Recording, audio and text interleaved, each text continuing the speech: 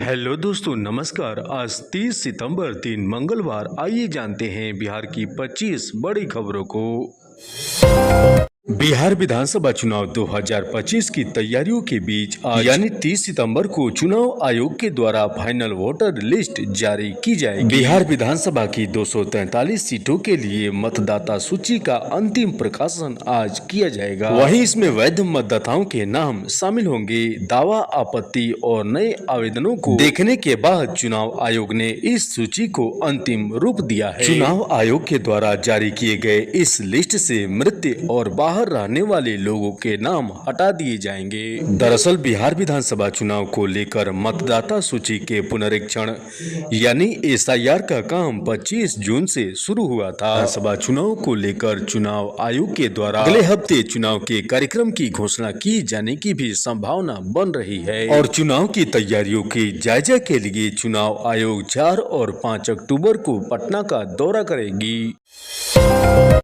बिहार विधानसभा चुनाव से पहले केंद्र सरकार की तरफ से बिहार को बड़ा तोहफा मिला है। दरअसल रेल मंत्री अश्विनी वैष्णव ने वर्चुअल माध्यम से 3 अमृत भारत एक्सप्रेस ट्रेन और 4 पैसेंजर ट्रेन को हरी झंडी दिखाकर रवाना किया है। रेलवे के द्वारा इन ट्रेनों की शुरुआत होने के बाद यह यात्री सुविधाओं को और अधिक बेहतर करेगा। वहीं नई ट्रेनों में मुजफ्फरपुर से चरलापल्ली अमृत भारत ट्रेन दक्षिण भारत के लिए बिहार से चलने वाली पहली ट्रेन है और इस ट्रेन की शुरुआत होने के बाद इससे तेलंगाना और आसपास के क्षेत्रों से सीधा संपर्क बनेगा। इसके अलावा छपरा आनंद विहार अमृत भारत एक्सप्रेस ट्रेन दिल्ली के लिए इस रूट पर 6ठी ट्रेन होगी। दरअसल अमृत भारत ट्रेन गति के साथ साथ किराए में भी यात्रियों को बेहतर विकल्प देती है। इन अमृत भारत ट्रेनों में वैसी सुविधाएं दिया जा रही है जो अब तक सिर्फ वातानुकूलित डिब्बों तक ही सीमित थी।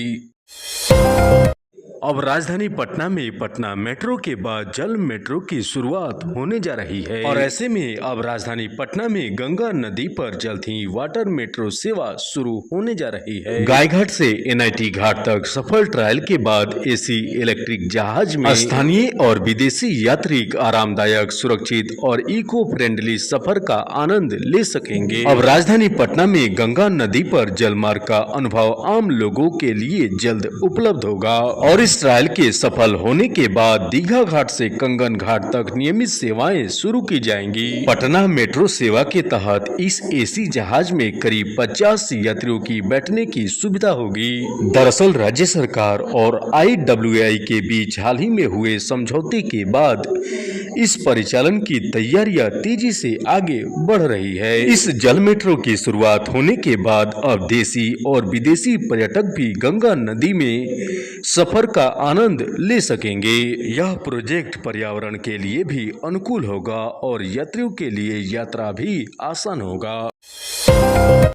सराफा बाजार में सोने और चांदी की कीमतों में काफी उतार चढ़ाव देखने को मिल रही है। सराफा बाजार में सोने और चांदी की कीमतों में काफी अधिक बढ़ोतरी देखने को मिल रही है। वहीं India Boolean and jewellers association के मुताबिक पिछले दिनों यानी 29 सितंबर को 24 कैरेट शुद्ध सोने का मूल्य 1,15,000 रुपए प्रति 10 ग्राम के पार पहुँच गया है। वहीं यह बढ़ोतरी न सिर्फ सोने के भाव में बल्कि चांदी की कीमतों में भी दर्ज की गई है। दूसरी तरफ सोने का भाव 1,15,000 रुपए प्रति 10 ग्राम के पार पहुंच गया है, तो दूसरी तरफ चांदी की कीमतें भी 1,44,000 रुपए प्रति किलोग्राम के पार पहुंच गई है। दरअसल शुद्धता के आधार पर सोने और चांदी की कीमतों में बढ़ोतरी देखने को मिल रही है।